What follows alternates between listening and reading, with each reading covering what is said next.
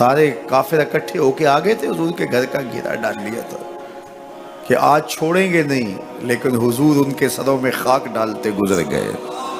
حفاظت اللہ نے اپنے محبوب کی ہے۔ بلکہ حضرت علی المرتضیٰ کو بستر پہ لٹایا، علی میرے بستر پہ سو جاؤ، امانتیں دے کے تم بھی صبح آ جانا۔ حضرت علی بھی سو گئے، حضور کی حفاظت تو ہے ہی ہے، حضرت علی بھی سو گئے۔ جب صبح اٹھے تو انہوں نے دیکھا یہ تو علی المرتضیٰ ہے۔ اللہ اکبر، بڑے پریشان ہوئے کہ حضور کدھر گئے۔ اچھا، کسی نے حضرت علی سے پوچھا کہ تمہیں کیسے نیند آ گئی؟ ننگی تلواریں لیے وہ گھر کے ارد گرد تھے اور آپ چادر اوڑے سوئے تھے حضور کے مغالطے میں، وہ آپ کو بھی تو نقصان پہنچا سکتے تھے۔ تو حضرت علی نے کہا، حضور نے کہا تھا علی میرے بستر پہ سو جاؤ، صبح اٹھنا، امانتیں دینا اور مدینے آ جانا۔ مجھے یقین تھا سوؤں گا بھی، صبح اٹھوں گا بھی، امانتیں بھی دوں گا، مدینے بھی پہنچوں گا، اس لیے کہ حضور نے فرمایا ہے۔ جب حضور نے فرما دیا ہے تو پھر ہو کے رہے گا۔ جب حضور ہجرت کرتے ہوئے جا رہے تھے نا، 100 سرخ اونٹ حضور کی گرفتاری کے لیے نام رکھا ہوا تھا۔ سراقہ بن مالک یہ حضور کو گرفتار کرنے کے لیے آگے بڑھا اور اس کی لالچ یہ تھی کہ اتنا بڑا انعام ہے، مجھے مل جائے گا، لیکن اس کی سواری گھٹنوں تک دنس جاتی ہے، معذرت کرتا ہے، پھر ارادہ بدلتا ہے، پھر یہی ہوتا ہے۔ تیسری مرتبہ بھی جب ایسا ہوا تو سمجھ گیا کہ یہ تو میرے بس کا روگ نہیں ہے۔ اب اسے پریشانی ہوئی کہ جو آج اس حالت کے اندر بھی اللہ کی اتنی تائید کے سائے تلے ہیں، تو کل جب یہ دوبارہ پلٹیں گے اور مکہ ان کے قبضے میں ہوگا تو پھر میرے ساتھ نہ جانے کیا سلوک ہوگا۔ تو کہا کہ حضور مجھے امان لکھ دیجئے۔ تو حضور نے کیا فرمایا، سراقہ تو مجھے گرفتار کرنا چاہ رہا ہے، میں تیرے ہاتھ میں کسریٰ کے کنگن دیکھ رہا، میں تیرے ہاتھ میں کسریٰ کے، اس وقت کی سپر طاقت تھی کسریٰ، تو فرمایا میں تیرے ہاتھوں میں کسریٰ کے کنگن دیکھ رہا ہوں۔ تو حضور سے انہوں نے باقاعدہ امان لکھوا لی۔ اللہ اکبر۔ حضرت عمر کا زمانہ ہے، ایک جنگ میں حضرت سراقہ بن مالک بھی تھے، تو کافر قلعہ بند ہو گئے، اور یہ جب ان کے اوپر حملہ آور ہوتے ہیں تو وہ اندر سے پتھر پھینکتے ہیں، فصیل عبور نہیں کی جاتی۔ تو سراقہ بن مالک کہنے لگے کہ مجھے آپ منجنیق میں ڈال کر کے ان کے قلعے کے اندر پھینک دو اور میں اندر سے جا کے دروازہ کھول دوں گا، تو پھر تم آ جانا۔ تو لوگوں نے کہا سراقہ کیا بول رہے ہو؟ وہ بڑی غلیل کی طرح منجنیق ہوتی ہے، کہا اس میں ڈال کے تجھے پھینکیں گے، جب تو گرے گا تیری ہڈیاں باقی نہیں بچیں گی، پھر وہ تلواریں لیے کھڑے ہیں تجھے زندہ چھوڑیں گے۔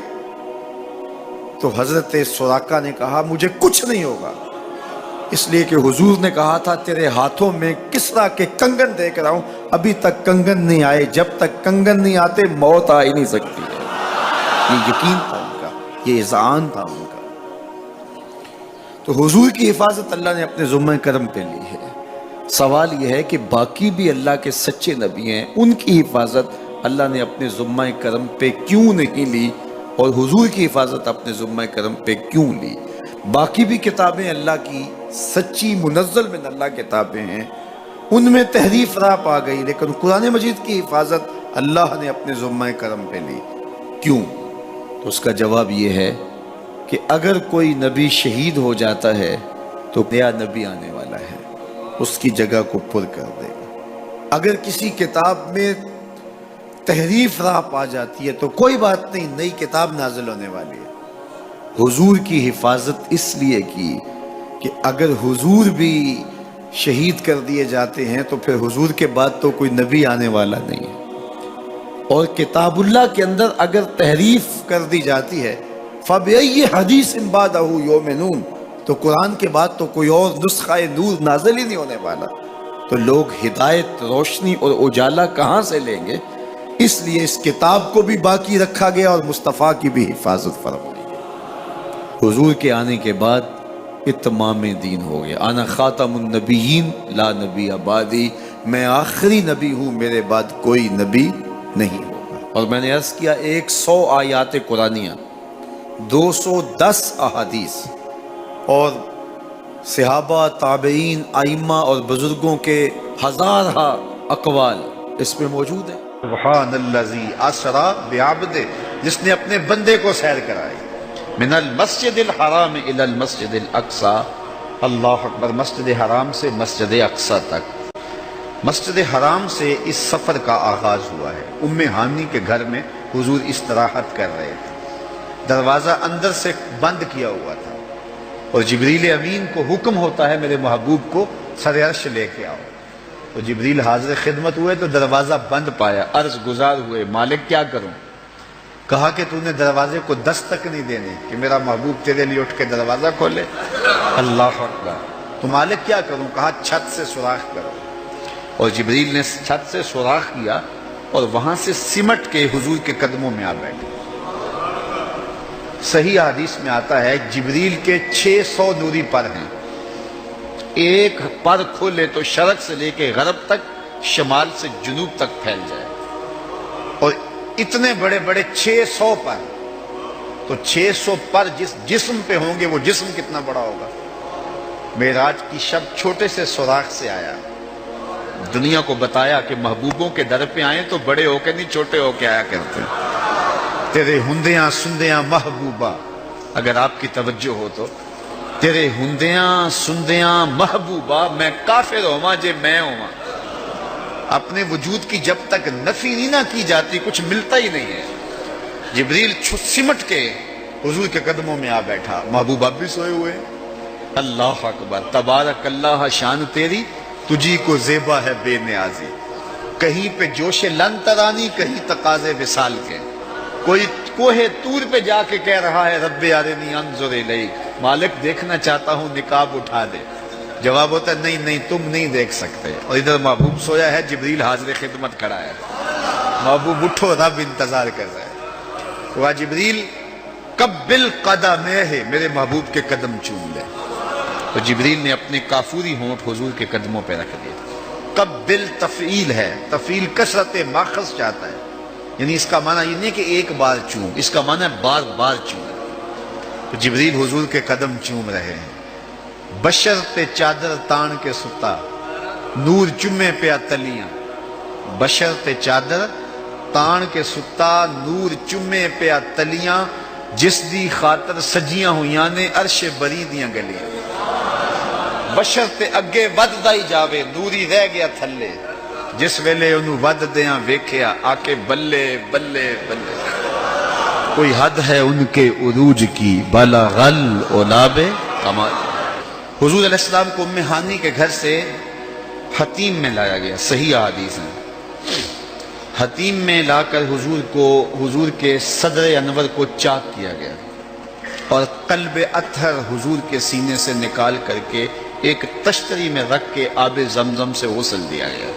اور حضور فرماتے ہیں یہ سارا منظر میں کھلی آنکھوں سے دیکھ رہا ہوں. حضرت امام بدر الدین عینی علیہ رحمہ عمدۃ القاری شرح صحیح بخاری کے اندر لکھتے ہیں کہ جو ہی حضور کے قلب اطہر کو دیکھا تو جبریل اشش کر اٹھے. انہوں نے لفظ کیا کہے، قلب وقیع فیہ عینان تبصران و اذنان تسمعان. واہ واہ، کیسا دل ہے جس میں 2 آنکھیں ہیں جو دیکھتی ہیں، 2 کان ہیں جو سنتے ہیں. حضور کا دل عام لوگوں کے دلوں کی طرح نہیں ہے. اعلیٰ حضرت نے جو قصیدہ سلامیہ لکھا ہے، جو عموماً مساجد میں نماز جمعہ کے بعد پڑھا جاتا ہے، تو اس میں آپ نے ایک تو حضور کے معجزات کا ذکر کیا ہے، اور دوسرا اس قصیدہ سلامیہ میں حضور کے ایک ایک عضو بدن پہ سلام پڑھا ہے. کبھی انگلیوں پہ سلام، نور کے چشمے لہرائیں دریا بہیں، انگلیوں کی کرامت پہ لاکھوں سے. کبھی ہاتھوں پہ سلام، ہاتھ جس سمت اٹھے غنی کر دیا، موج بحر سماحت پہ لاکھوں سلام. کبھی بازوؤں پہ سلام، جن کو بارے 2 عالم کی پرواہ نہیں، ایسے بازو کی قوت پہ لاکھوں سلام.